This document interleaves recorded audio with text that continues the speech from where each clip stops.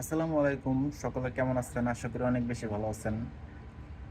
তো দেখতে, দেখতে অনেকগুলো রোজা কিন্তু চলে গেল আমাদের মাঝ থেকে। আর এই মাহে রমজানটা কিন্তু আসে প্রায় ১ বছর পর। তো আপনারা কে কয়টা রোজা রাখছেন?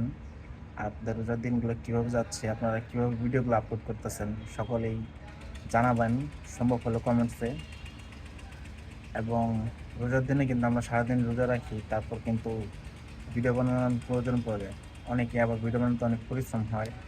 অনেক ব্যস্ততার কারণে কিন্তু ঠিকঠাক মতো ভিডিওগুলো আপলোড করতে পারি না। আর বেশিরভাগ কিন্তু রোজার দিনে কিন্তু ঘুমের সমস্যাটা কিন্তু একটু সমস্যা করে। এতে ভিডিও বানাতে কিন্তু আমার অনেক পরিশ্রম হয়।